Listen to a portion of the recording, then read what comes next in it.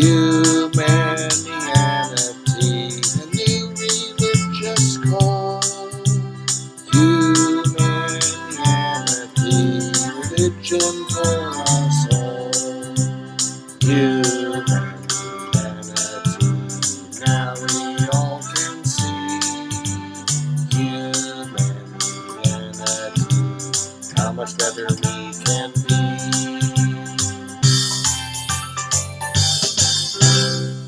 Hi, I'm Bill Van Fleet, and this is Humanianity Conversation number 52, recorded on May 15th, 2020. It is the 21st recorded conversation with my friend Mike. We again continued our discussion of the nature of truth and what our differences of opinion are regarding how it is and should be defined, including the question of the appropriateness of the postmodern way of defining truth. Good. So, memory serves, last time we had decided that we were going to, well, I think we felt the need to really start to try to define what truth was from both of our perspectives. Mm-hmm. And that we felt that that was kind of the, I don't know, the crux, it seemed to be, of our issue. Mm-hmm. And I guess I would think, I remember spending a lot of time talking to you about my perspective of truth. So I guess, why don't you start this time and let's talk about yours? Okay, I'll say a few words about it. Yes, I noticed that there's a phrase that you use that I think needs examination because it is a little bit unusual and A state of truth, right? Well, was that it? That was not it, but that would go. Oh, really? Yeah, but that would also be an example. Yeah. So let's see. In the first place, what we're talking about is, first of all, beliefs. And beliefs are models of reality, models of some aspect of reality.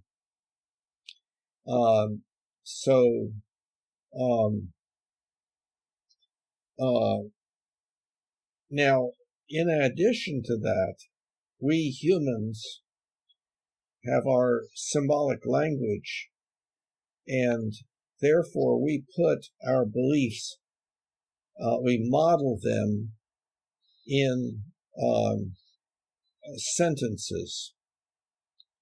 And so when you tell me something, you're basically telling me what you believe, unless, of course, you're not being truthful, in quotes. Lying, let's say. Okay, so the way our language works,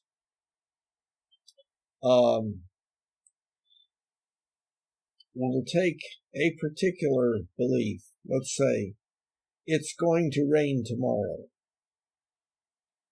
Okay, so there's my belief that it's going to rain tomorrow, and then I put that into words. It's going to rain tomorrow. And I may, to clarify that, say that that's a belief. And the way I say that is, I believe that it's going to rain tomorrow. Okay, so now it may rain or it may not. So if I say it's going to rain tomorrow and it doesn't, then my statement, my belief would have been inaccurate or incorrect. And the way we humans would say that would be that the statement was not a true one. So the so that meaning of the word true just refers to whether a proposition, it's going to rain tomorrow, or whatever it might be, is accurate or not, is true or not. Now, we have another use of the word slightly different, and that would be that if I tell you that I believe it's going to rain tomorrow, that can be a truthful statement, meaning that I'm not lying. So I may be incorrect that it's going to rain tomorrow, but if I do believe it to be so, then I am being, quote, truthful. So that's a somewhat different meaning of the word truthful or true.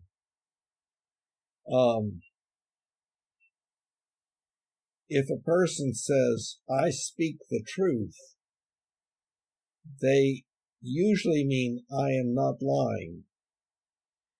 They may also mean that you had better listen to what I'm saying because I am very certain that this is so, and I have reason to believe that I have more capability of having an accurate belief than you do. So that would be another use of the word truth. Not too much different than the previous one.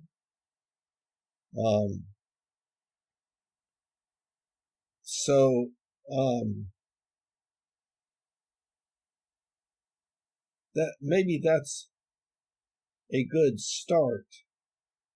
And now I think you have an additional meaning of the word true or truth. But it is hard to discern from the language that you use. Okay. So I think let me just start with a phrase that I used in the other conversation. Then I started to hear what I used, state of truth. I think the context last time was I said, when so-and-so is in a state of truth. And you said, wait a minute, what does that mean? Mm-hmm. And I'm using that phrase in exactly the same way as a therapist, I might say of a patient, my patient's in a state of anger, or my patient's in a state of depression. And that really reflects something that I think is going on and how I look at truth. That is, I think, synonymous in each one of your scenarios. And this is the idea of belief. And it's not quite a belief. I think that truth is the way I understand it. Truth is an emotional state that is somehow is slightly reflected in your definitions when you use the word believe. Now, when somebody believes something, it could be something that happens. I think what you're talking about, it's something cognitive going in their head that they do some kind of analysis. And this is my understanding of what you're saying. No. So what do you mean by the word believe? Okay. Very important. It's a very fundamental in my set of ideas here. Very fundamental idea. When you are driving, you are continuously moving the steering wheel. You have within your brain, within your mind, a model that essentially tells you, if I turn the steering wheel in this way, the car will turn left. So Meanwhile, in your mind, you're thinking about what you're going to do when you get home. This belief as to what will happen if you turn the steering wheel one way or the other is a belief that is not in conscious awareness. It is not verbalized, but it is indeed a belief. And everything that we do that you would say was voluntary is based upon some belief as to what the outcome of doing that will be. Everything, no matter how small.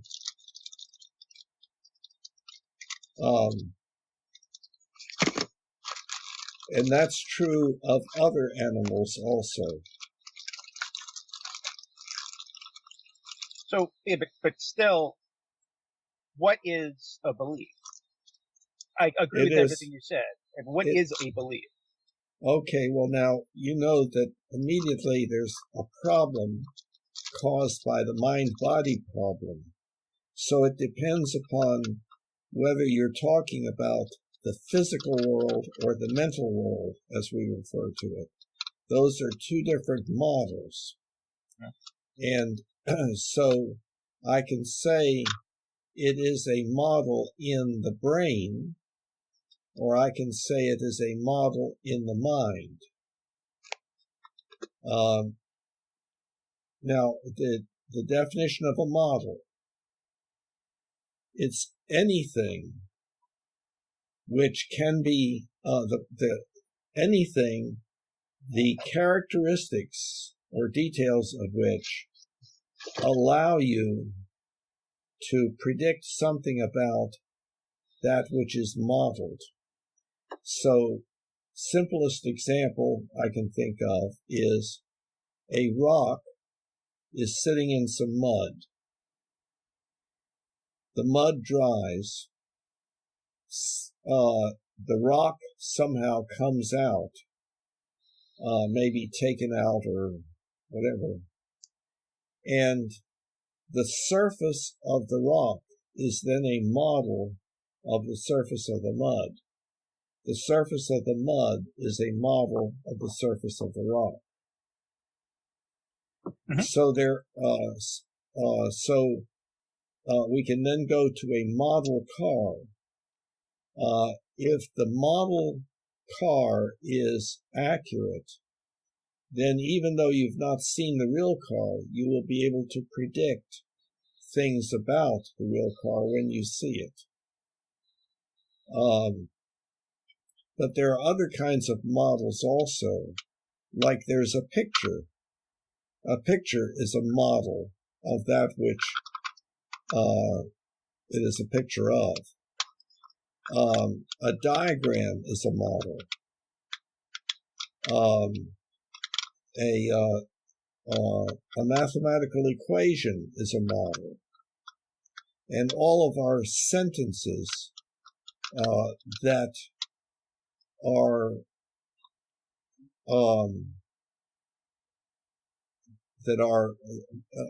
our sentences are models. Also, there may be sentences that's not true of. But so when I say it's going to rain tomorrow, that is a model of the belief in my mind or in my brain. So it's a very fundamental concept. Okay. I think I can get us to the place to describe. I'm beginning to understand where these differences are coming from. Yeah, I think. So let me ask you, in all your definitions of truth, how does and belief and models. So how does somebody experience truth? A person. A person does not experience truth.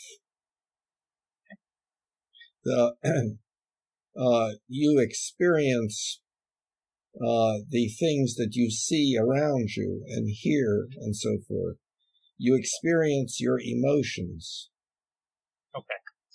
Now I think we're getting to the nitty gritty here. Okay, so everything that I forgot the word in philosophy, but everything that you describe when you were describing truth,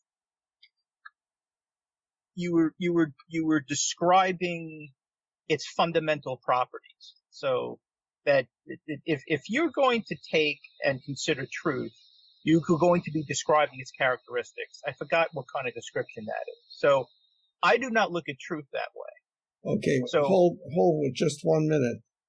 Yeah. I wasn't describing truth. I was giving various definitions of truth or examples of how the word is used in different ways. Okay. So then you gave the examples of the way it would use in different ways. Can you tell me what is truth? Well, it depends on what you mean by truth. Take one of your that was maybe take one of your examples, anyone. Take one where it's true it's going to rain tomorrow. Where you said, I believe, truth is a belief, it's going to rain tomorrow. No. Now, I didn't say truth is a belief that it's going. I didn't say that. See, that's already a real. So that you clarify. I'm sorry? Did you clarify? Yes. Again, the fundamental thing is my belief that if I turn the steering wheel, the car will turn. My belief that that it will rain tomorrow. My belief that my car is outside. My belief that the earth rotates around the sun. Okay. And so forth. All of those are existential beliefs, by the way, not ethical beliefs. Right. Okay. So, so I can have the belief. I may be unaware of having the belief because it's not gotten into conscious awareness, like my turning of the steering wheel occurs without my being consciously aware of that. I'm thinking about what I'm going to do when I get home. Okay.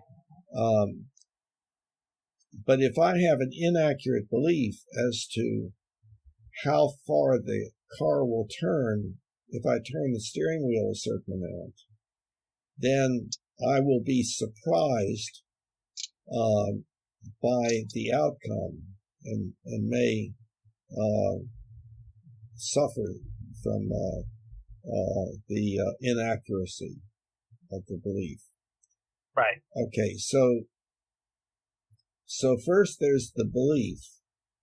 Okay. And one meaning of the word true is that the belief is accurate, meaning that predictions based upon that belief will turn out to be what actually happens, what I will observe, and so forth. Now, there's another there's another way of looking at truth, and that is, well, it's not another way of looking at truth, but it gets to the fact that we can never know for sure that we are correct. So we postulate that there is a reality. Remember the tripartite model, subjective model, objective model, and reality. That there's reality that we can never have any connection with other than our ability to predict. Mm-hmm.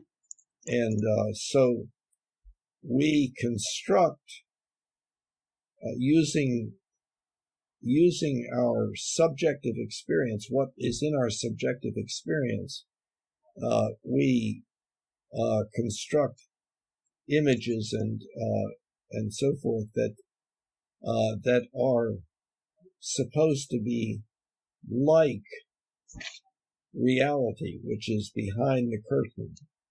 And we never get to see what's behind the curtain. We just get to hear, well, that's pretty good. Yeah, that's a pretty good analogy there as to, but remember that we talked about how when you look at an object and somebody else looks at an object, what you experience is not exactly the same thing as the other person's experience. So those are different.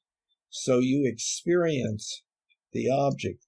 That experience is a model of the object in reality, but you never see the object in reality. Right. So, Okay. Bill, could we say, let me mirror this back to you. So, Okay. Can we say a definition of truth is how close our beliefs match reality? That's a gauge of truth?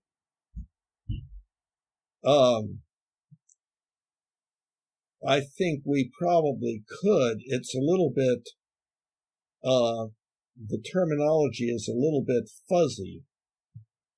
Gauge. See, we're already using a metaphor, but it's hard not to use metaphors. How close our beliefs accurately reflect reality? Well, sometimes the word true or truth is used in a binary way. In other words, it is something is either true or false. It can't be the same. It can't be both true and false. That's one way in which the word is used. Another way in which it is used is scalar, like, well, that's pretty true, but I think you can get something that is even truer than that. And that would have to do with whatever it is that one is talking about being a relatively complex belief system, and that some of the belief system is accurate, is a correct model of reality behind the curtain, but that other parts of the belief system are not. So therefore there would be a degree of truth. That's pretty much true, people say, but not entirely. Okay. So in that dichotomy where it's either true or false, it would still, seems to me, that dichotomy still depends upon someone's belief about the degree of truth or the degree of falsehood. It still depends on belief. Belief is still part of the equation. Is that true? Degree of truth. Right. So you're weighing, if you have a dichotomy, you might be considering a statement and weighing, well, how true do I think that is, and how false do I think that is, and I have to choose one. So I'm going to weigh both, and I'm going to say, based on an analysis, I think it is true, and it is not false. Okay. Well, part of the time you were using the scalar definition, part of the time the binary one. That's why I clarified with that example. So, but in your model, are beliefs still part of that analysis? When somebody's considering whether something's a binary true or false, are beliefs still part of that, I don't know, analysis, let's say? Well,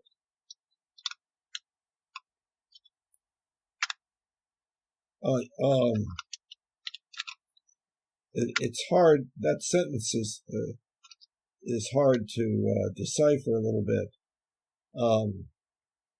Again, I have a belief. It may be true or false. If I have a belief, that is synonymous with I believe that the belief is true, but I could still be mistaken. Okay. All right. So let me just go to, I guess, the coup d'éclat here. So the fact that belief is, from what I can see in your models, I want to capitalize this because this is very reflective. This kind of gets into where I'm coming from. I noticed that you use the word belief in a lot of your definitions, and the different definitions of truth, and in different examples of it. And for me, and the way I think of truth, that's very, very, very, very important, because truth, in the same way, well, let me describe what I consider a belief to be. A belief is, I'm not going to use philosophical terms here. A belief is something that only happens in your head. It has no reflection on external reality whatsoever. It's just something that exists inside of my head, inside of your head, inside of everybody's head. They're independent of everybody else. Everybody has their beliefs. Okay? Well, let me finish. So, now when we say truth, and when I'm talking about truth here, when I say somebody is in a state of truth, it is a state that somebody is in where the strength of their beliefs are such that, and we talked about this last time, they are willing to declare their belief as true. That's what makes the belief true. And I just want to say again, I said it last time, this does not make the belief real. Reality is something different than truth. You can have two people believing something is true and they are completely opposite, and they are both true. Because truth is, you could also say truth is a degree of conviction. Now that is completely independent upon whether it's real or not. And there are so many examples of where that's accurate. And there are so many times where if you consider the idea of truth to be the reflection of reality, that definition breaks down in so many ways, in so many situations. It has to be wrong. I'm not saying maybe mine's not right, but the definition that it reflects, that its approach is some kind of reality, is absolutely wrong. Okay. See, very early in what you were saying, there were problems, and you are using the word true in a different. You're using it in the postmodern sense, right? And that was when the logical positivists found that they simply could not arrive at absolute truth. And so the pragmatists offered something different, and that was something that what is needed is whether or not it works. So if it works, then to that extent it is true. And then the postmodernist came in and said, yeah, that's right. And what works for you may not work for me. So what's true for you may not be true for me. That's not my understanding of the ideology of this. Okay. I think the ideology of it is that the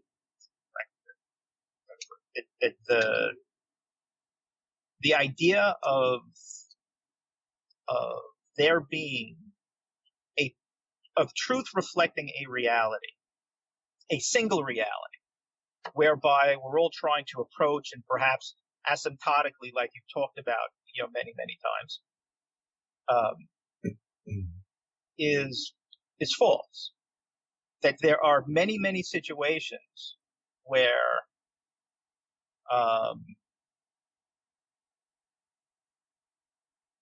the idea of a reality, a one reality, to describe as being true or not, and or a belief being approximate to that, is it's false.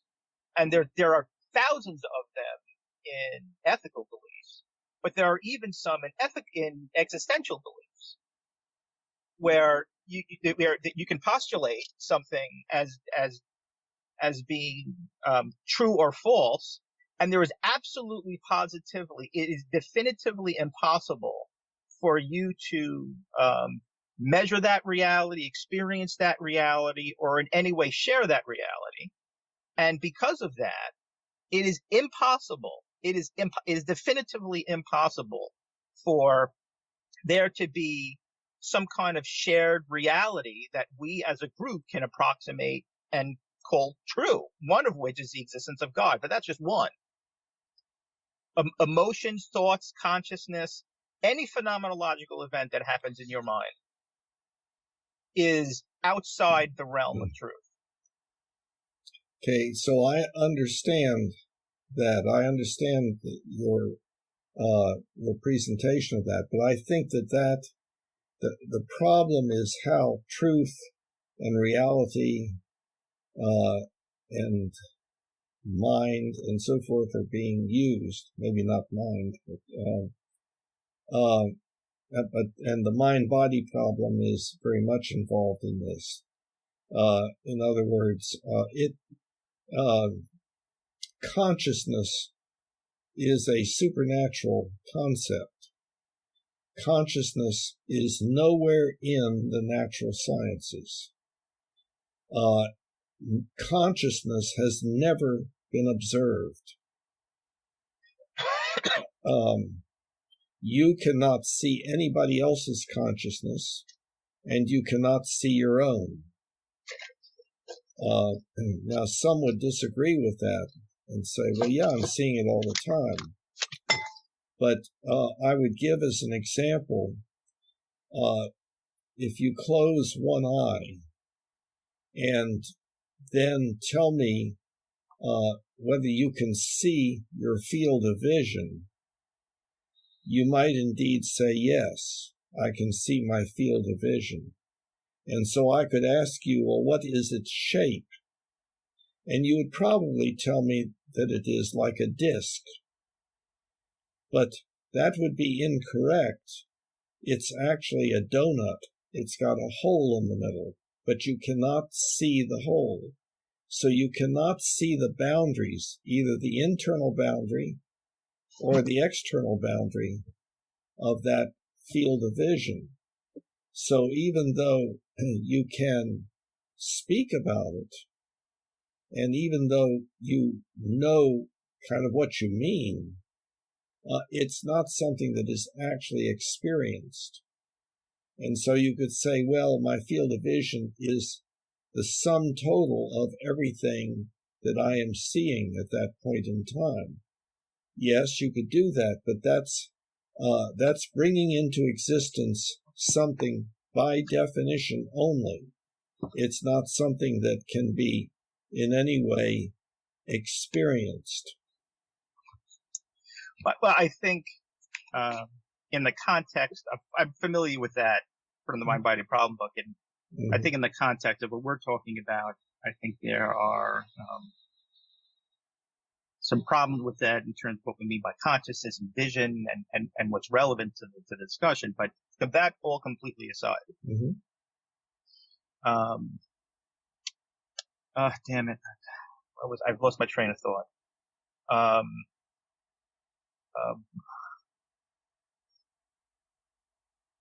Oh, damn it. Reality, consciousness, that which is phenomenological cannot be stated as true or false. If it's totally inside the other person's mind and you have no access to it, then that person's truth is different than... I remember what I was going to say. Okay. So I remember from our shared acquaintances, this idea of I think it's teacups around Jupiter. And they often use that as an analogy to describe, and usually in the context of God, that something is, so probably impossible that it might as well, let's just consider it false. Like, I don't have to go to take a picture of Jupiter to know that teapots aren't in orbit around Jupiter. And I grant that for that situation where I know a whole lot about orbital mechanics. I know exactly how teapots are built. I know what they're capable of. I know a whole lot about Jupiter, for example. And I think in that scenario, it might be appropriate for you to make some kind of claim regarding teapots around Jupiter. However, when you're trying to make that claim about something like consciousness and using the argument that you just kind of described to call it supernatural,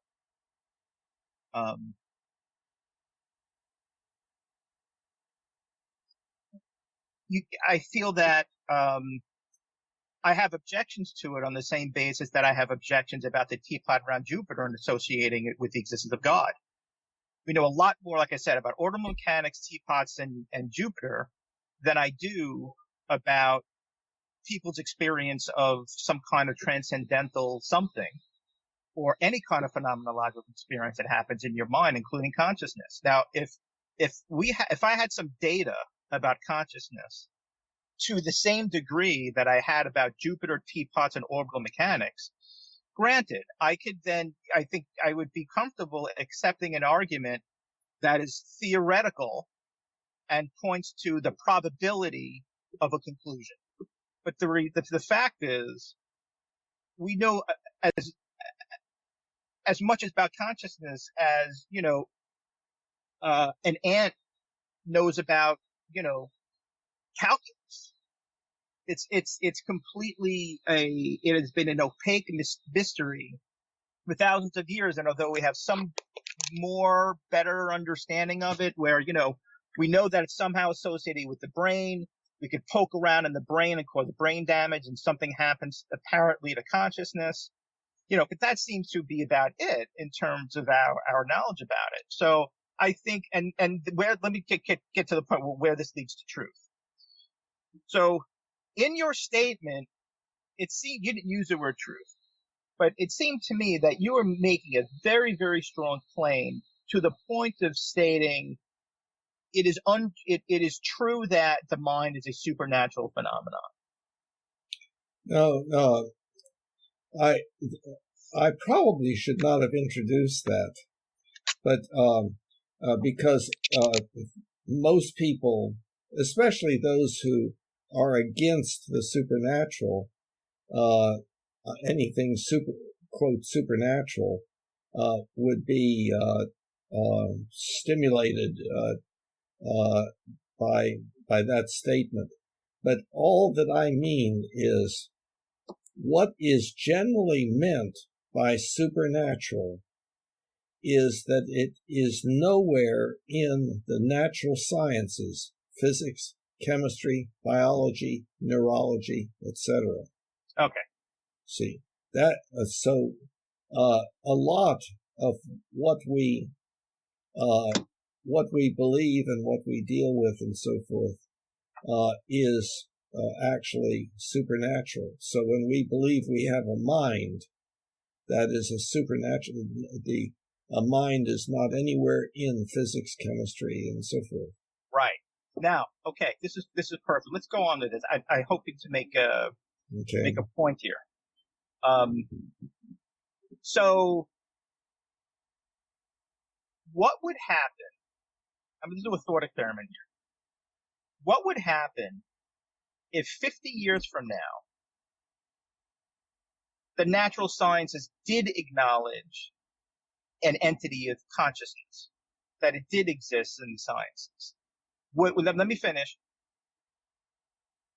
Would that make your statement now about the mind, the consciousness, true or false? It would make it false. That let's make sure that we're talking about the same thing. My statement that the mind is a supernatural entity would be false. Now, what I maintain is that people say, oh, well, the sciences don't have any, are not dealing with it yet, but it's just a matter of time, and they will. And of course, that can be said about God.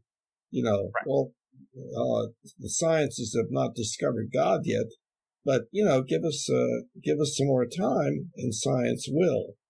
It's just a statement, but it does not does not reflect the current state, and it is hard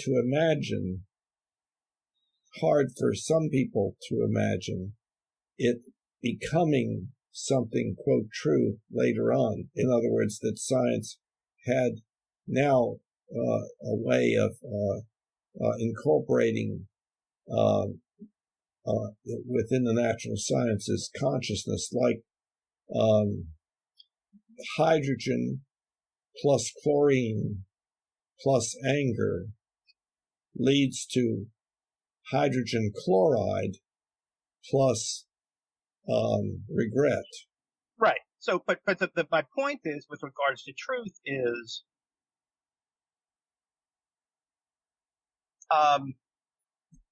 the way I look at it, at least, is your statement about consciousness is true, and the statement about consciousness that science might make, which is the opposite of yours, is also true. The fact that they're not the fact that Well, they're what happening is the opposite statement? The opposite statement? That consciousness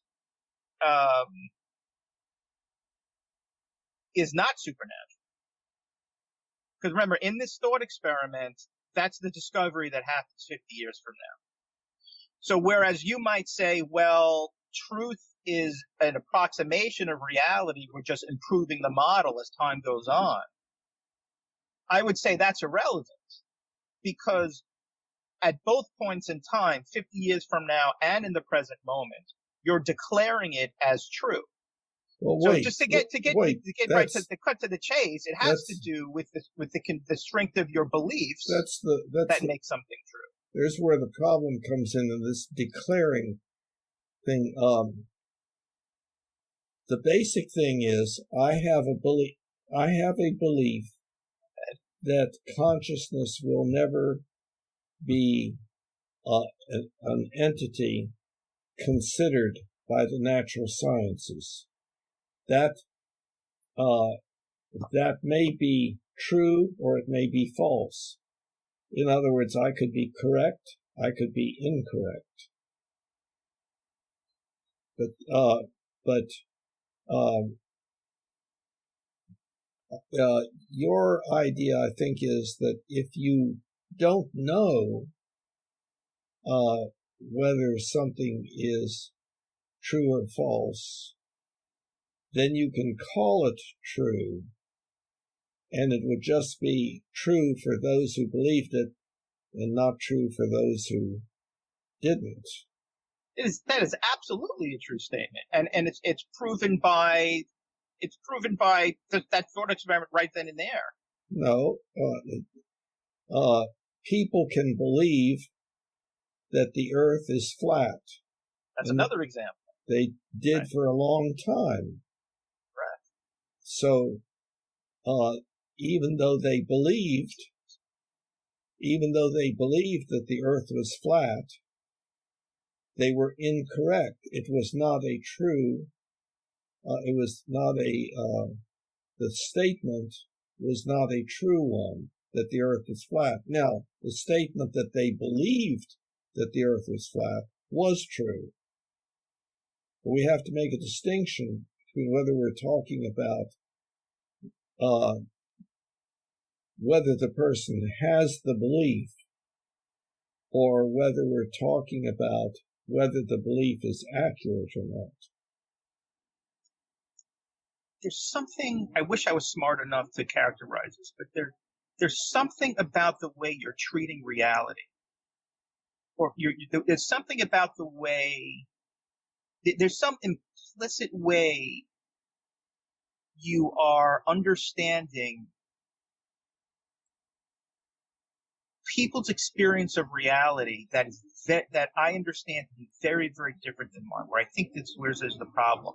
I keep hearing you talk as if there is one reality that we all share, that we all approximate in terms of declarations of truth and our beliefs in terms of accuracy. See, now your words became very fuzzy and amorphous. Which did you not understand?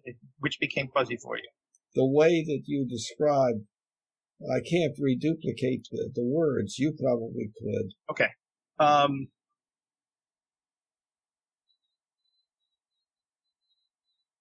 It's as if. Okay, let me try to describe this. Uh-huh. It's as if the model that you're using, that we all live in, and we all experience, is something that goes like this. We don't live in a model.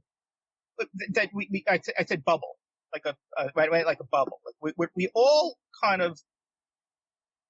Well, no, I guess we are. All right, we all have a model of reality, right? I mean, we talked about that before. We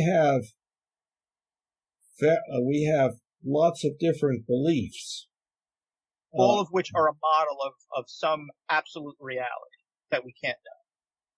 Yes, and those models or beliefs may be accurate or inaccurate. Yes. Okay, let me see if I can. I'm working this through as I'm talking. Mm-hmm. So, let's consider that statement from like a macro perspective, from a 20,000 foot perspective, not just from the perspective of an individual.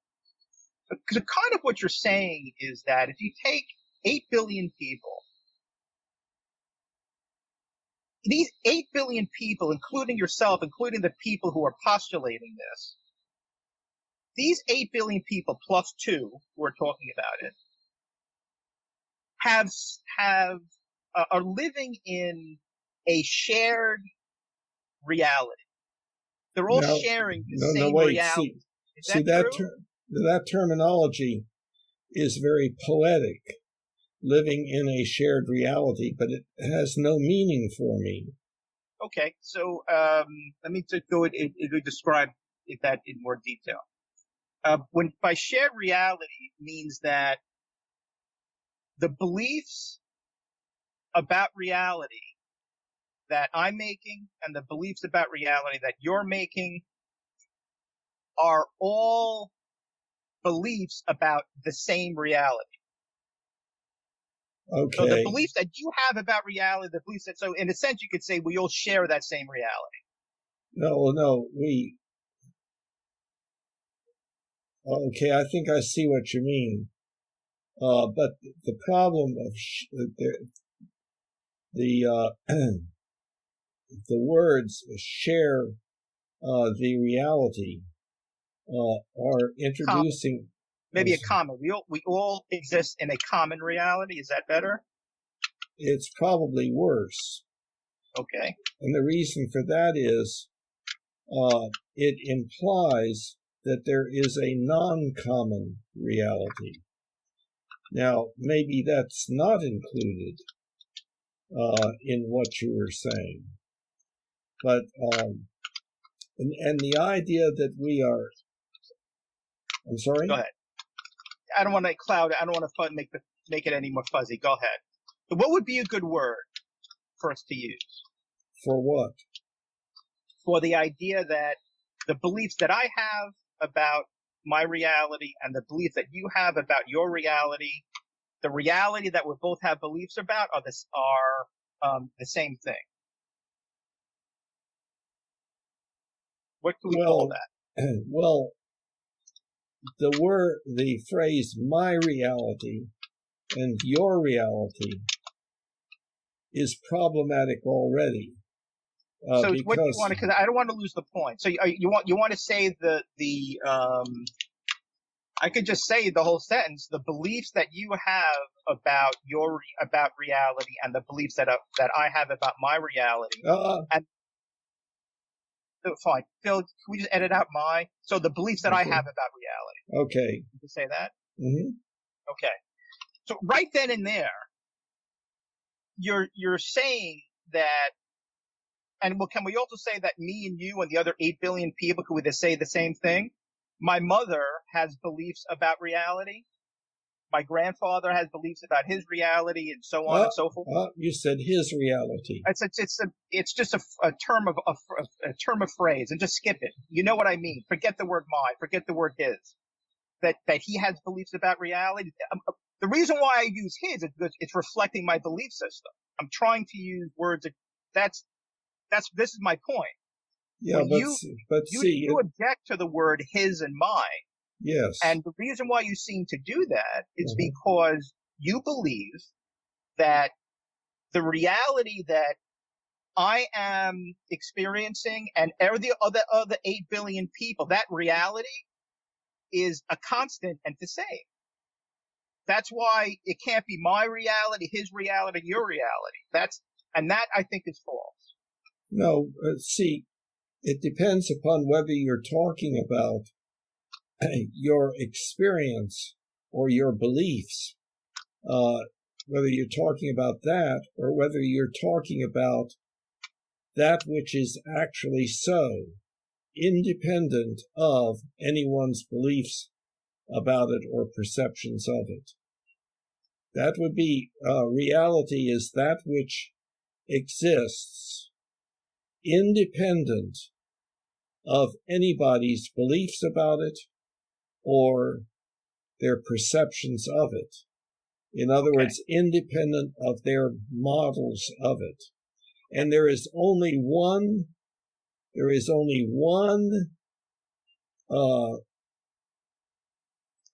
manifestation of that reality, of the existence of reality. And that is the ability to predict. Okay. So this is where I think the differences really start to show. So, so my thesis is if it is impossible for anyone in existence ever to directly experience that reality and declare it with any authority. Well, that's correct. Right. No. So, but there's an important caveat, I think, to that.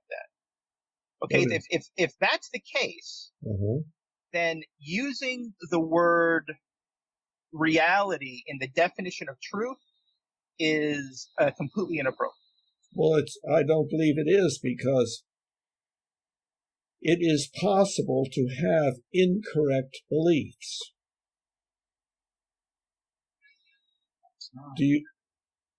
When people believed that the earth was flat, did they not have incorrect beliefs? Was that not an incorrect belief?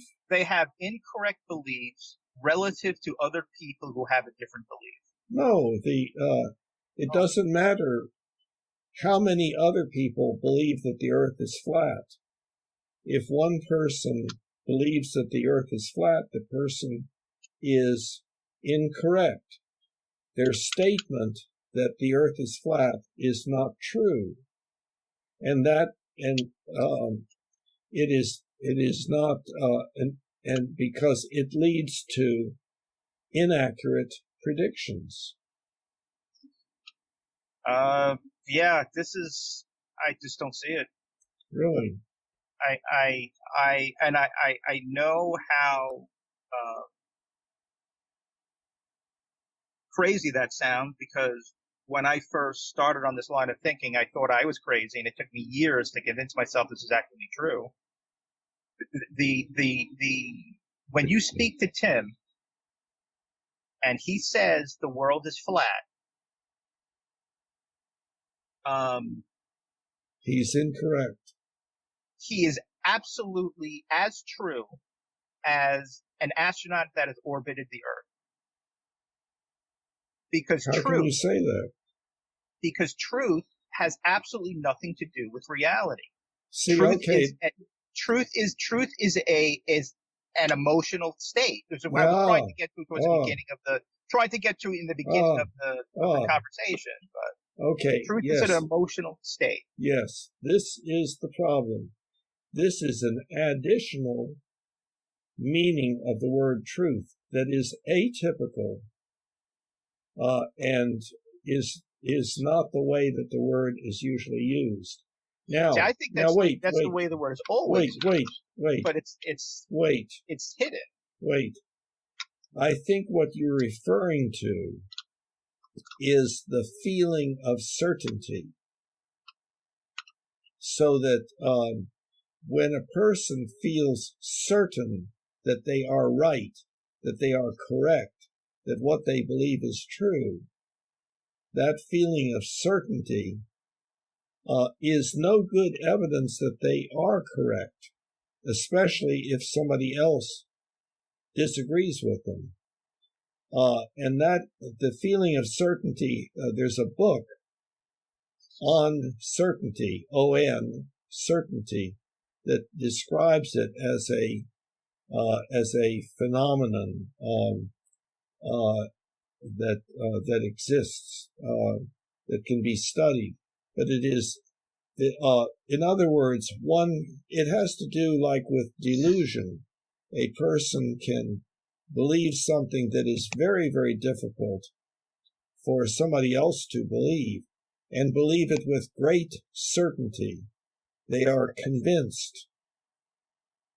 That is a you're not doing this, but I'm familiar with the people that do. That is such an unbelievably piggish and arrogant statement. So basically what these scientists are saying, and it's abhorrent to me because it's a main reason why science and scientists are so mistrusted. But basically what scientists are saying is that the way I get my conviction is superior to the way you get your conviction. But the bottom line is it's the same. The scientists have a degree of conviction on the basis of something else, whereas a creationist has their conviction based on something else. And both valid. No, it depends upon whether one is using the rules of logic and the rules of evidence. We know that in science, scientists have worked long and hard on developing those sets of procedures, experimental design and statistical analysis, that enable the development of highly accurate beliefs. And the same, right? And in the same way that scientists argue, well, our methodology is superior because it can evolve, and it can be proven incorrect over time. And they give examples of how the ideas in astrophysics and physics have evolved over time. Well, Christian philosophy and ideology has also evolved over time. So even that is not an area where you can say it was, they're superior. No matter how you slice it, it's still a conviction. There's one way that makes the difference. Go ahead. Okay. And you're going to say prediction. Well, I'm going to say that sorry. It is only scientists that have been able to make it possible for you and me to do what we are doing right now. No religion includes existential beliefs that allow for the construction of a computer or getting to and from the moon or preventing the coronavirus from infecting larger numbers of people and so forth. The rules of evidence that science has developed work. They work. They enable us to do things that we would be totally unable to do without it. You're still missing the point. Uh-oh. The point, I believe at least, the point is you are in the way you think, in your value system, that is something, that being this idea of science proving itself in technology and knowledge, that is something in your value system that allows you to reach a conviction. In a Christian, it doesn't. In a Christian, some Christians say, well, that's all God working through people. We get all our knowledge through him. You kind of can't, it's so funny you're talking about this. I was thinking about this when you're going through, I was reading up on digital sampling and something called the Nyquist theorem, which was fascinating. And since the mathematicians have figured this out, it's just brilliant. And I was reading on this forum where this person who really felt that vinyl analog records were superior to digital sampling technology, he felt that, albums were better. And I was reading the discussion and I was kind of thinking about what the hell is making this guy tick? And what is making me tick, who believe the exact opposite? And what is making the other people on these forums who are presenting all these mathematical theorems of why he's wrong? What makes them tick? And at the end of the day, it was conviction. And at the end of that post in that forum, these people who were the scientists, so to speak, were able to convince this person that he was wrong. And he was now had a sense of conviction that the digital sampling was correct. Now, to say he was wrong when he believes albums were better than digital, it's you can't say that, because he's in the exact same state. He just now believes something different. Yes. And by the way, if 50 years from now the Nyquist theorem is proven wrong and it's actually a different theorem, and all the scientists say, oh, well, now it's not the Nyquist theorem, now it's this, they were still true about the Nyquist theorem, just as they are true now. Just as like it was the truth. Truth is, like I said, truth, it has nothing to do with reality. Truth is a statement of conviction that a human has. Okay, see, right. It can never approximate reality. And that's where we disagree. But the problem is that, yes, you can use the word truth in that way, the postmodern way. You can do that. I believe that is non-optimal. You believe that it is optimal. So we have difference of belief there. But not only do I think it's optimal, I actually think it's the way everybody uses it without knowing. And I don't think that that's so. I think that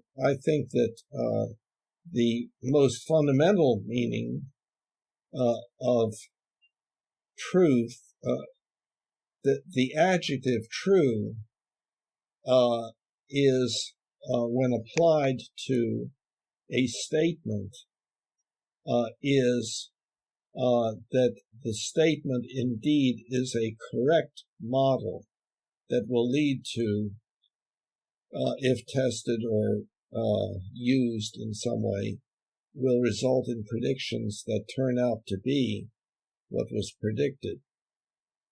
And we know, of course, that yes, we can for a long time believe that a particular thing is true, and it can work very well, but then there can come a time when we realize that it is not completely accurate and has to be modified.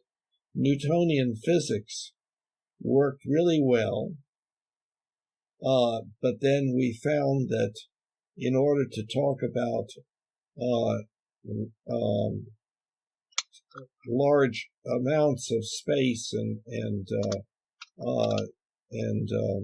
fast speeds and so forth, that we had to modify it. So Newtonian physics still gives us accurate results at a certain level of experience, but not. You're shaking your head. I don't understand. I can't get my head around that.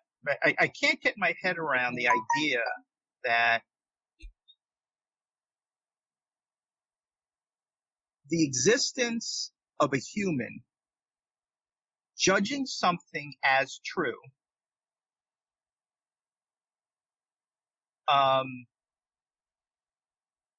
somehow, it's almost like what you're saying, it somehow brings it into existence, like it's actually real. Like Einstein's theory of relativity or Newtonian physics is actually true. No, Newtonian physics and Einsteinian physics, it's just the way the universe works. It's going to exist whether or not humans are here. And it's humans' declaration that Einsteinian or Newtonian physics is real. It's the humans that make it true. It just is. It's a completely, such a foreign, it's like so difficult because there are so many consequences to that, one of which being, so you're kind of saying if humans are wiped off the face of the earth and they no longer exist, that Einstein's theory of relativity somehow still exists and is true. I don't get that at Okay, all. well let's that Einstein's Really okay, Einstein's theory about relativity is a statement as to how things work. And it's a statement as to how things work, irrespective of whether there are humans in the world or not. Absolutely. Okay. That's my point. Well, but so even if there were no humans around to believe in relativity,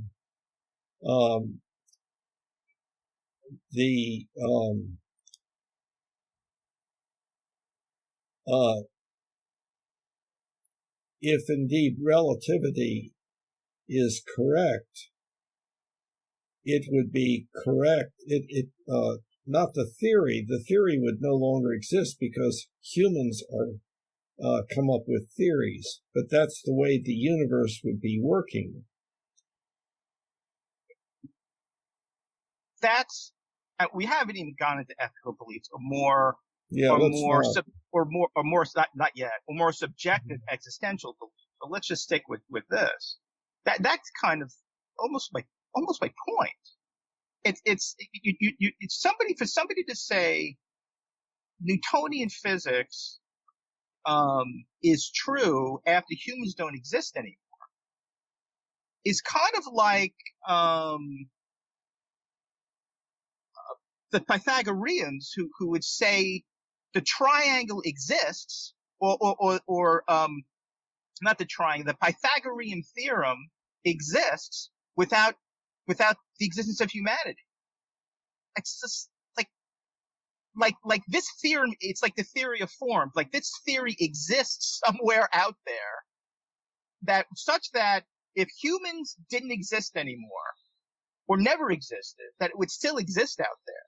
Okay. And I would say, no. An equilateral triangle, just say it would still exist, but the Pythagorean theorem is a product of human knowledge, of human beliefs. It does not exist anymore. It's a statement of the relationships between the angles and the sides of the triangle.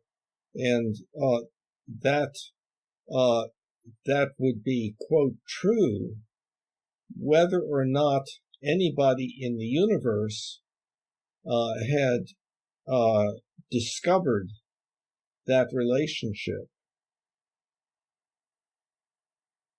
However, of course, that's not entirely true because because of space being curved and so forth. So not only space being curved, but there could be beings that live in more than 3 dimensions. It could be, the Pythagorean theorem, I think, only applies in 2-dimensional space. I don't know if it applies in 3-dimensional space. I'm not that good of a mathematician. Well, it would apply in if you have 3-dimensional space. You can take one part of that, which would be 2-dimensional. You could slice it in different ways, and that would give you different planes. And I think part of what we're touching in on is like epistemology. How do we know what we know? And that's a very big open question. So if you subscribe, I think if you subscribe to the notion that, and I can understand it's very seductive, and there's a lot of evidence that's true, that we all have beliefs about the same reality. Therefore, we can approximate this reality with some degree of accuracy. And if I approximate it and I can make predictions that can show it, that applies to you also. Then what you're saying is absolutely correct for certain things. And what we're talking about now, I think, is the most, it's where my argument is weakest, certainly. And even when I was reading about the Nyquist theorem and reading this forum, I was definitely aware of that. As I was saying to myself, this is where my beliefs about truth really seem to be breaking down. What's happening? Well, now, it's not your beliefs about truth, it's your beliefs about what the definition of truth should be. Right, exactly. Let me get to tell you, where this was coming from. Mm-hmm. There's, it started from trying to understand people who really believe things to be true that I know that I really believe so strongly is not. Mm-hmm. And relating to them and trying to get inside their head and understand just what the hell is going on with these people. And in trying to understand more difficult ethical questions of abortion, more difficult existential questions of the existence of God or the effectiveness of prayer. And what I noticed, and what was very concerning to me, was this. I saw a couple of things. I saw people rejecting science and rejecting reason, and I couldn't understand why they were doing it. And when I started to hang out with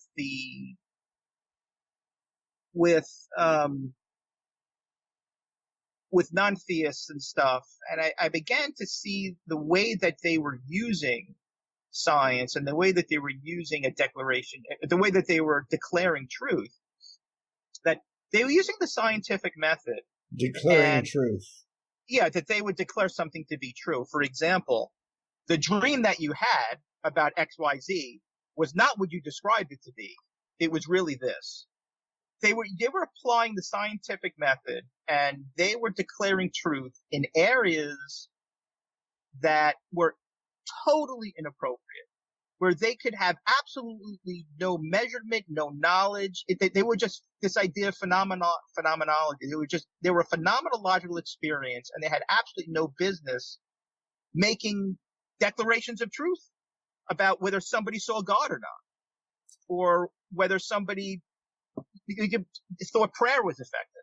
Well, now, the seeing, for instance, remember that if a person sees God, that can be true, that they are, quote, seeing God, but it can be incorrect that God actually appeared. It can be a manifestation of a problem within the brain. Maybe. Can be, yes, maybe. But that's so important. And I feel, the reason why I feel very strongly about this is because I feel that is at the heart of the rejection of science. It's these scientists like Richard Dawson and these other people who take it upon themselves to make claims about someone else's phenomenological experience and to have the arrogance and the presumption to tell them the way it is and what's happening in their mind and what they should or should not believe.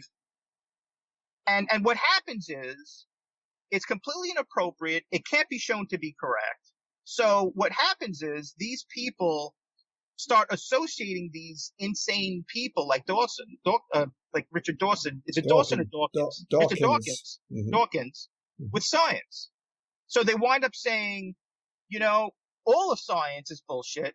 All scientists are just like Dawkins, and it's all nonsense. And I'm not gonna. I don't have to, conserve water because climate change is not real, or I don't have to. I don't. And it's. I really think that's the heart of it. That's the core of it. If science was able to say even something to the point where their God might really exist, but the science isn't there to support it, that might probably be acceptable because that's kind of the way it is. I think but these people rip apart. No. From my experience, at least, Dawkins, they rip to shreds with vehemence and hatred these people who are theists. And they treat them as if they are destroying the whole human civilization almost. Yeah, I don't see it that way. Right. Now, I think I know what you mean. Sam Harris, for instance, talks about there's such a thing as bad ideas. Bad ideas meaning that they cause really bad things to happen, like to flying into the World Trade Center and so forth. Or like declaring that I have the monopoly on what phenomenological experiences really are and causing half the population to kind of reject science. That's also a pretty bad idea. Yeah, rejecting science would be rejecting the scientific methodologies. Right. But science is not the belief in black holes. Science is the use of certain procedures, right. Logical and statistical and procedural procedures. When you use those procedures to make extraordinary claims that, in my opinion, are outside of any scientific measurement and can at best only be made by analogy and loose analogies at that, that's a bad idea. Because if you do that and you alienate people, they're going to associate your statements with actual good science and reject all science like climate change or like the Nyquist theorem, digital sampling technology. And they're going to spend thousands of dollars on record players and vinyl and blah, blah, blah, blah, blah, blah, blah. And it's like, I'm really passionate about this. And I think my definition of truth came from a desire to try to bridge that gap in trying to understand, and trying to understand and trying to recognize the validity of someone who believes in creationism or someone that believes in God. And then it was a way for me to substantiate that this person who believes in God is true. I mean, they're when they tell me they believe in God, when they tell me that God exists, it's true. In the same way, I'd say to you, God does not exist. It's true. It is. They are under the same exact conviction. And because that person and myself can't actually know reality, which we've talked about many times, it's up for debate whether, for example, God created Newtonian physics or God created the scientific method, or if the scientific method disproves God. I have no fucking idea. So that's where all this kind of came from in my mind. Yes, well, I think I understand. And there would be several things that I would say about it, but I don't know where I would start. Well, let's start this. I mean, how do you explain theists and atheists Okay. How do you explain them? Okay. In the first place, let's clarify that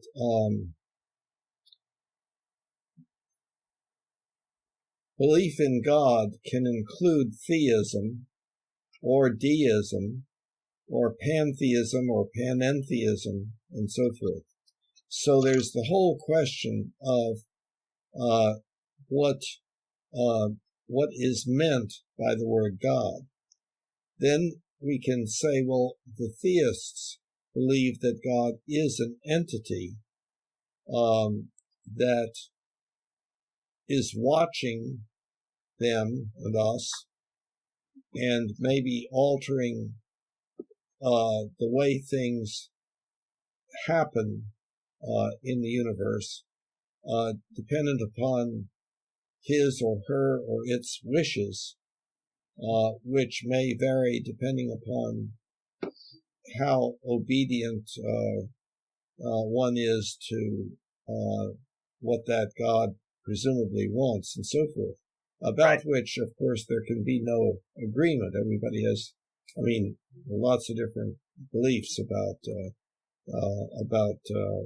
what God wants and so on. Well, then there's the question as to whether God has a gray beard or a white beard, whether God wears clothes or not, whether God sits in a throne or not, or whether God is something different that does not require the wearing of clothes, or whether God does not have a beard. And so there are many, many different possibilities as far as what God can mean in various people's minds. So if you have, and if some of those are contradictory, like whether God has a beard or does not have a beard, then if half of people believe that God does have a beard and half believe that God does not, if there is no evidence one way or the other, then the odds are only 50% that one of those people is right. And then if you add other stuff having to do with God, of which there can be an almost infinite number of things that you might be able to say about God that may contradict what other people think, then there are many, many, many possibilities. And so the odds of being correct are 1 over the number of possibilities. That's not entirely correct, I guess, but something like that. And so that's what some of the atheists point out, is that in the absence of some evidence, and that has to do with the rules of evidence, in the absence of some evidence, then the odds of any one of those many, many, many different beliefs being correct is very close to 0. But given that there's some evidence, then that would increase the odds. Okay, so let me describe what I think is going on between atheists and theists. Mm-hmm. Okay, an atheist and a theist, both can be convinced by how well their value systems are supported. So, for example, a theist's value system is the Bible. The atheist, well, I'm just saying, there are many of them that are like their value system just is reflective. Just Christians. Well, that's what I mean. Let's just say, okay, let me be more specific. Atheists and theists in American culture, Christians versus atheists. Their value system is reflective of what's in the Bible. Atheists, their value system is what's reflected in the scientific method. So the commonality there No, They're both. Oh, no, I completely think so. no. That's what they maintain. See, I don't agree with the atheists Well, but let me just or continue. the Let me theists. just let me just continue with that. Would you say that an atheist, um, when an atheist decides whether something is true theistically or religiously, you don't think that the basis of his analysis relies on the scientific method? Where's the evidence for God? Can you make a prediction that's true regarding God? It's the scientific method. Whereas the Christian and the theist uses the Bible. Do you agree? Not entirely. Now, this what you just said has moved away from this problematic area having to do with if you don't believe there's a God, then you can't be morally good. Oh yes, we secular people Nothing can about be that. good, and so on. So Yeah, nothing about that. Nothing about that. okay.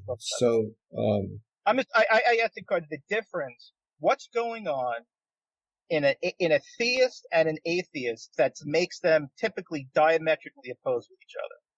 So they are basing their beliefs on two different value systems. But the important thing wait a is, minute. do you want me to explain it? I'll do it again. Well, So the atheist in the subject. The term a value system, that's introducing something that is very unclear. Let me go into it then. So I'll get more specific. So in the domain of religion, let's keep it simple. In the domain of religion and religious beliefs, a theist, the theist value system about those religious beliefs in terms of their value system would be what they consider to be important, what they consider to be not important, what they find convincing, what they find unconvincing, revolves around Christians revolve around Scripture. Well, that's changing to some extent, but we'll leave that. Yeah, leave that. Atheists, on the other hand, still have the same methodology whereby they have a set of value systems that they are more apt to allow to convince them. So for an atheist, for example, they don't value Christian scripture at all. And it doesn't matter what's said in the Bible, it's not going to convince them. However, the scientific method, they do find that valuable, and they allow that methodology to influence a decision on whether to believe something or not, or declare something is true or false. Can we stop there? Would you agree? Well, in general, that's true. Well, it's worrisome, your use of the term value system.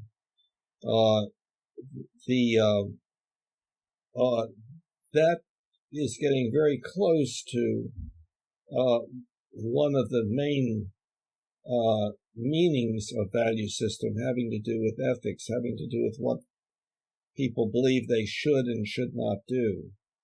Well, I think that's an extension of it, and theists, but there we ethical beliefs are typically based on the Bible, and atheists' ethical beliefs are typically based on evidence and scientific method. Now, see, there is something that I don't agree with. I do agree that atheists, for the most part, but not necessarily all of them, believe that the scientific method is the best method for arriving at accurate beliefs. But compared... all right. If you want, then let me try to use a different... Okay. Compared to theists, they do.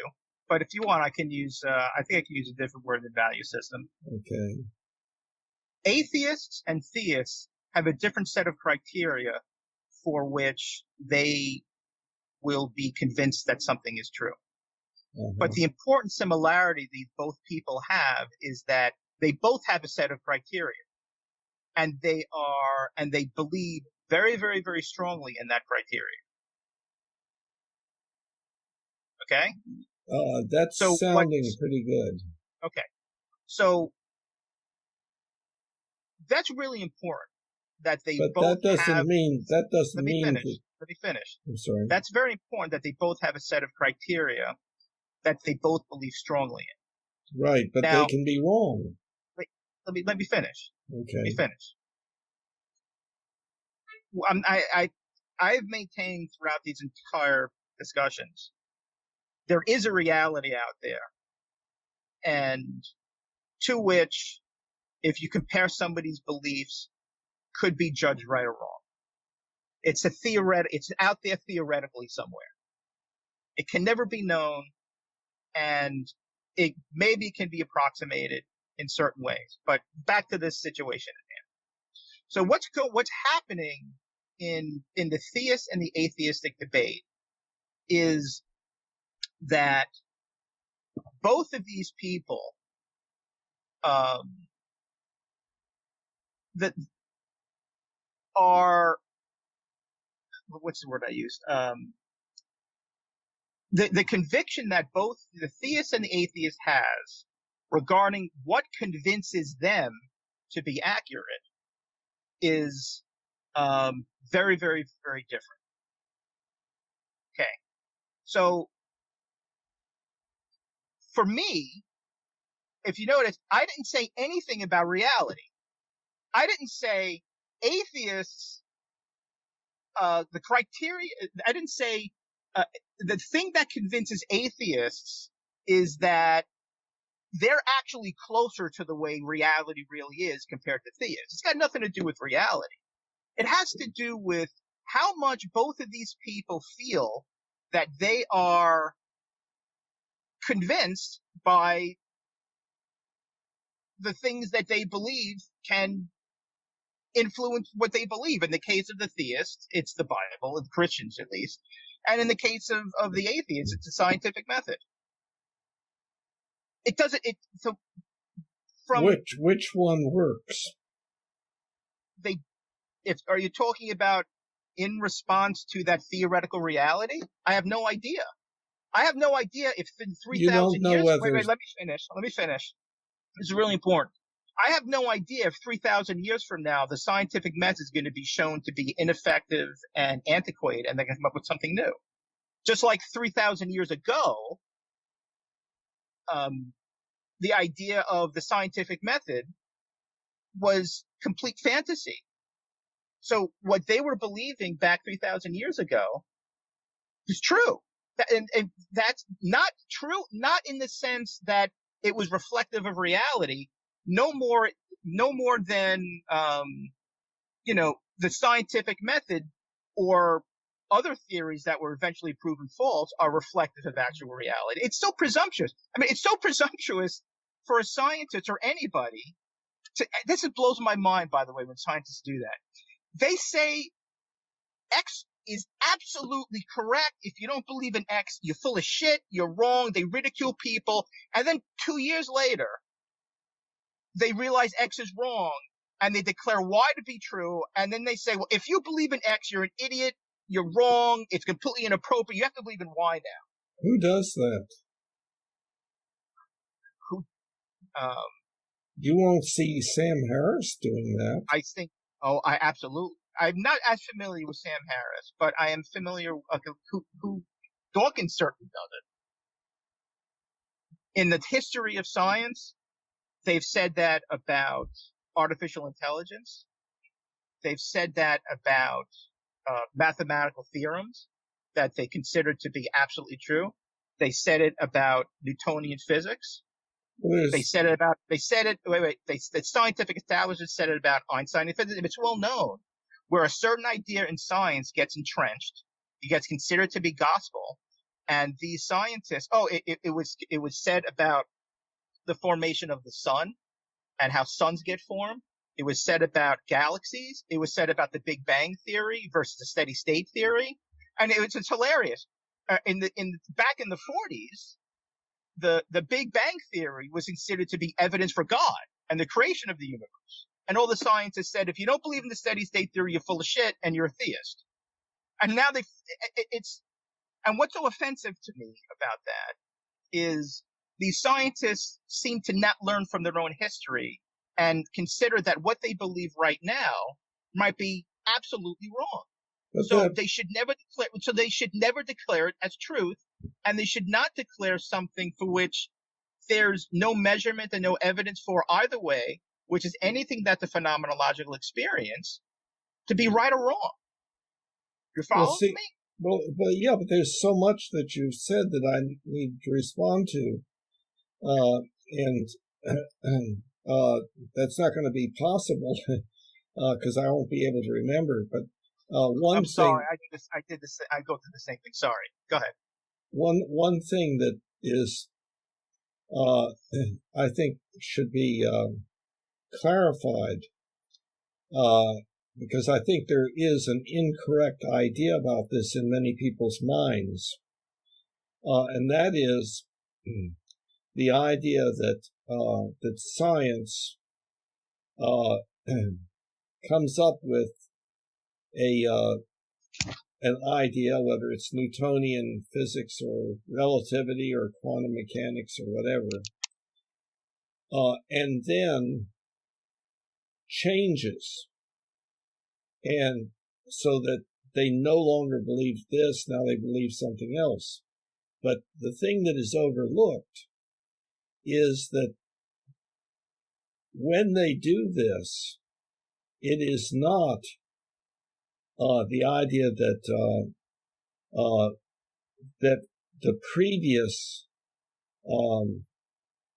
theory, let's say, was totally incorrect and is replaced by something else independent of that, but instead it's okay that the measurements that we have done so far are consistent with this idea, except that we found that some measurements didn't work. So what we've had to do is to expand on the idea some. And so science builds upon itself. Now, occasionally, there may be some complete rejection of something, but I think that even in that case, you can consider the theory to be built on an earlier one. I grant you that. Okay. But if that's the case, Bill, and maybe this comes down to you really talking about is a human's tendency towards dominance and whatnot. But if that's the case, and that's the way it's been for the past 200 or 300 years that we've had the scientific method in any kind of modern form, then learn to shut your mouth about your current beliefs being, and I'm saying shut your mouth, I feel so strongly about this. Do not make outrageous claims about the absolute truth of what science tells us right now. Because when you do that, you alienate people. And then they don't believe in science at all. I don't think that that's what scientists generally do. That scientists are always, in fact, testing their ideas and recognizing that whatever they've arrived at so far may be incorrect, and they pursue experiments to clarify whether that's so or not. For an evolutionist, for a scientist that studies evolution, or an evolutionary biologist, to go out there and ridicule, reject, and undermine any theistic belief that anybody has anywhere in the name of science, and to do that in the name of science, it's like an anathema. It's to science. It's like it's like heretical to science. See, I agree with you that the approach that you're describing them taking, one in which they add in ridicule or hostile speech, hostile communication. I do not believe that that's a good idea. And I think that many scientists agree with that. But that does not mean that they should not express their opinion that somebody else is incorrect in their beliefs. Yes, no, they can, but they have to say it's my belief. And that's not what's said. What's said is in my opinion at least, and I think lots of people who feel attacked by science, I'm not one of them, but I think a lot of people who feel attacked by science and in scientists, creationists and theists and whatnot, will say that we are ridiculed and we are undermined and we are rejected because scientists cite the scientific method as and whereby my beliefs there's no evidence for my belief, and therefore I shouldn't believe them, and I'm stupid, and I'm wrong, and I'm a cancer on society, etc., etc. Yeah, well, see, you're probably referring to, like Sam Harris talks about, bad ideas. Bad ideas can have bad effects. They can cause people to fly into the World Trade Center. They can also cause scientists to make outrageous claims to the point where half the population now doesn't trust science anymore. Talk about a bad idea. Talk about bad actions and having tremendously nasty. I mean, the amount of harm I would claim that these scientists have done to humanity by ridiculing basically half the population of the United States, at least, is way, way, way beyond anything any terrorist anywhere has done. We're talking about maybe killing several thousands of people with the terrorists. With the undermining of science with regard to climate change, they could be killing hundreds and hundreds of millions, if not perhaps billions of people. So talk about bad ideas. You mean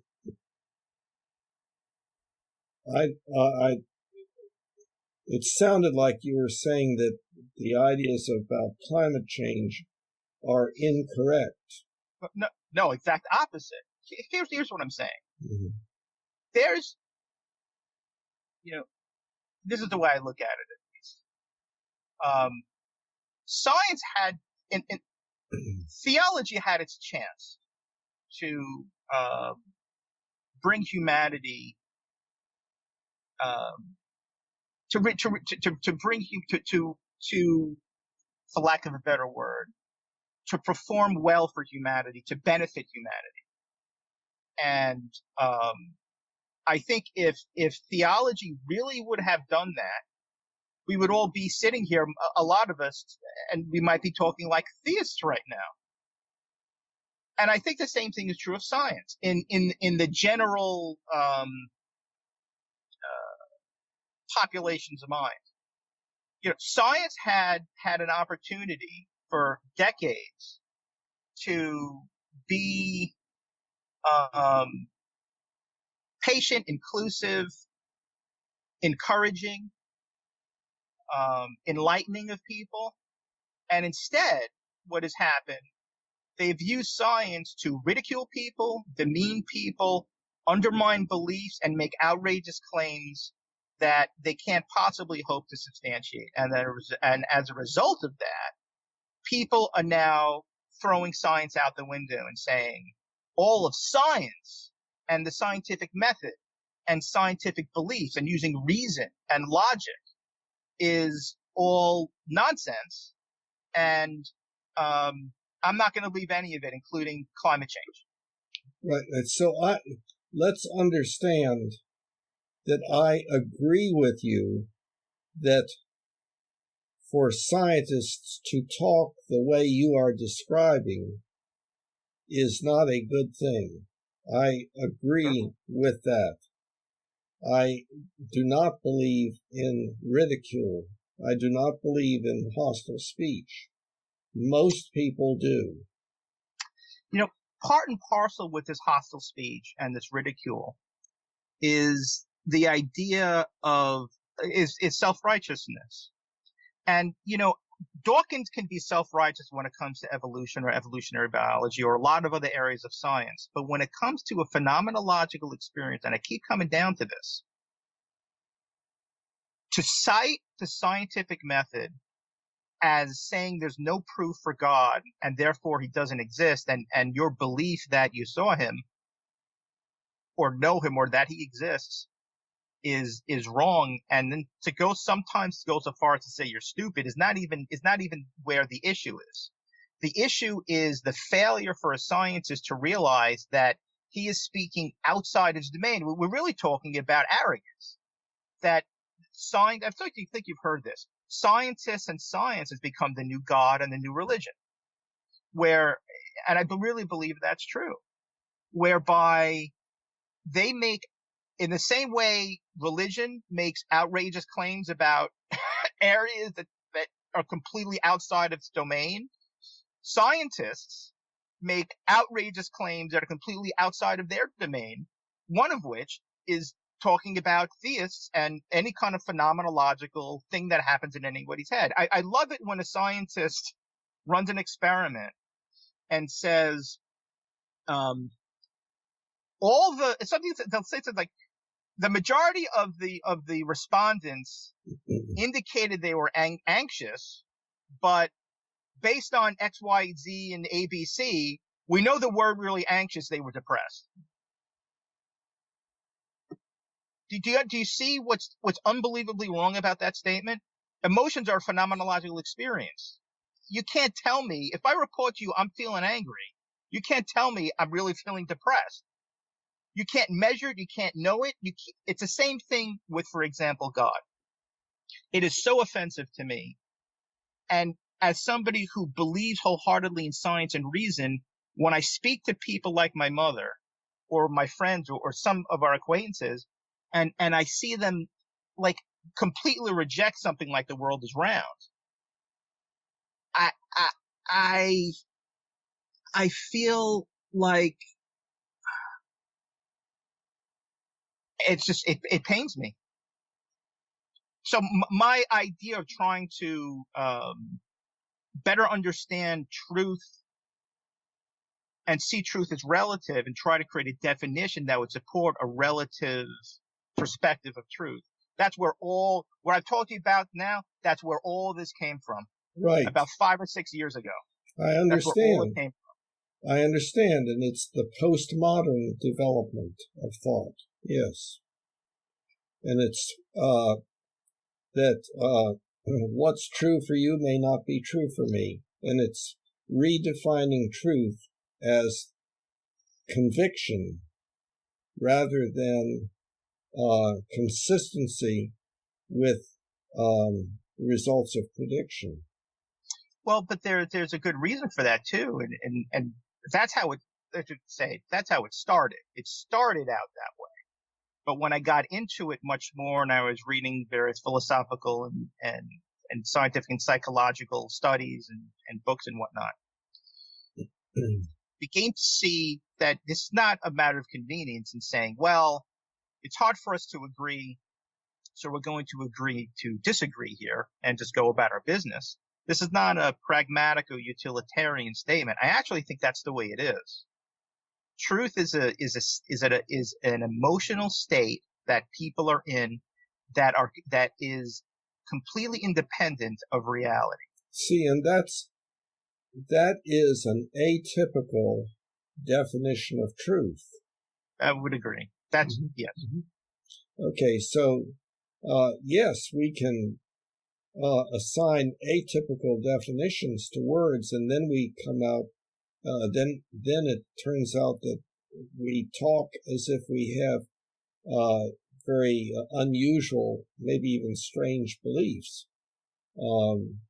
This is the problem with our use of language, and it's the general use of language tends to be poetic. It tends to be metaphoric, and we tend to give words slightly different meanings and so forth. And that makes us feel like, oh yeah, that sounds good. That kind of resonates with me and so forth. but Well, the yeah, but the technical fields are the ones that where things are accomplished, where we get to have Skype interviews and get to the moon and save ourselves from the coronavirus and so forth. it's the exact opposite. I think if you're talking really technically, I never use this definition of truth. Typically, when I go about my daily business, it's the definitions. But if what we're talking about right now is a really technical. Really talking technically about reality. We're talking technically about consciousness and value and ethics and existential beliefs and ethical beliefs. If we're going to be talking this degree of technicality and with this level of specificity, then it is relevant. I think this is what is relevant to what? So it is the way that I am using truth atypically does become relevant, and in fact, one of the things we haven't talked about, and maybe we could say this for next time, is if with your definition of truth being a belief which most accurately reflects reality, there's a whole bunch of problems with that statement if you accept the idea that we can never know reality, and if you accept the idea that I lost my train of thought again. Damn it! I'm getting too many senior moments. If we stick with what you just said.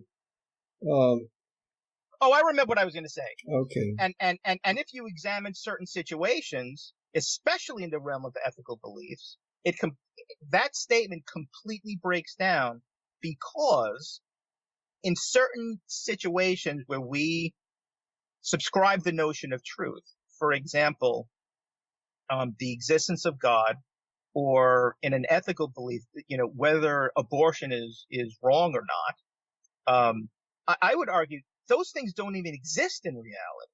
Well, so to have reality as part of that definition of truth is completely false. The definition of truth, as we're using it, is not appropriate for the area of ethics. It is to a certain extent in certain ways, but we would have to go over that, and that's a whole different discussion having to do with whether there is a foundation for ethics or what ethics really is and so forth. And I don't have normal beliefs about that. I believe that I'm correct and other people are wrong, right. But I think that there are major problems which I think I can clarify, and which actually are clarified, I think, on the website.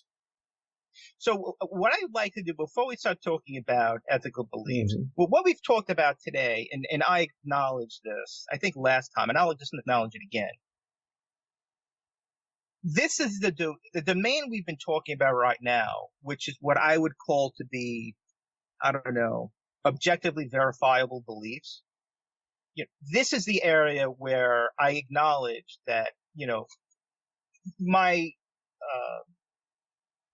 my belief about my definition of truth really breaks down. This is the area where it's hardest to substantiate.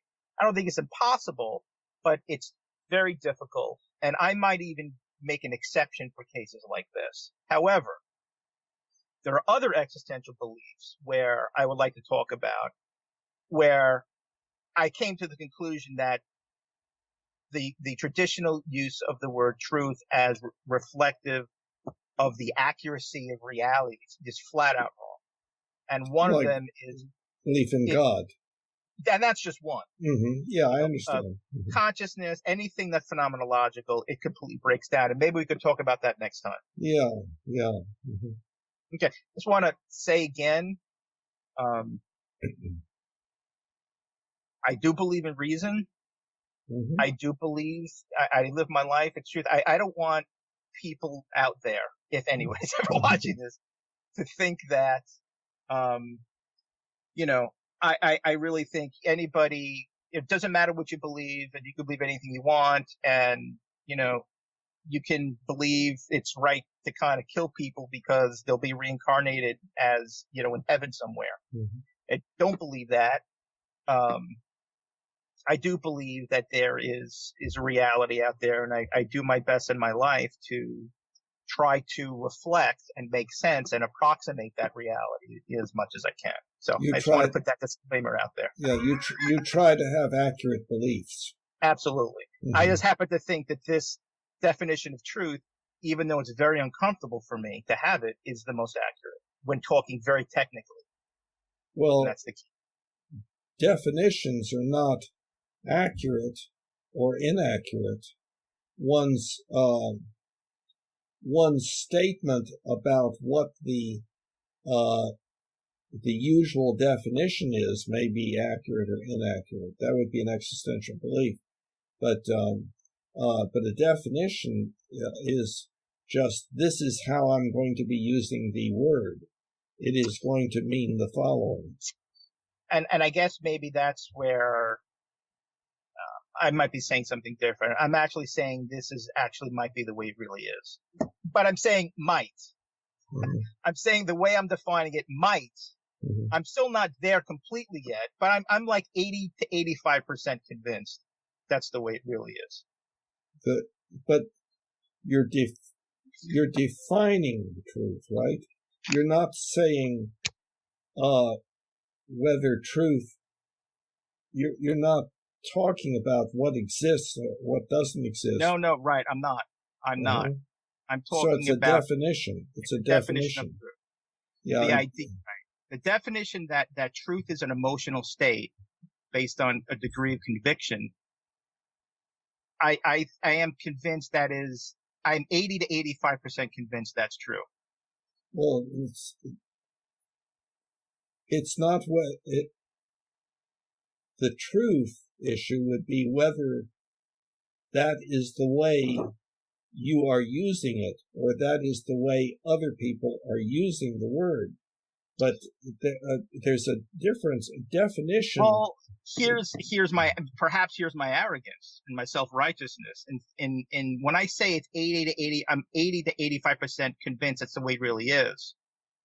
What I mean by that is when that other people are operating according to the same definition, whether they know it or not.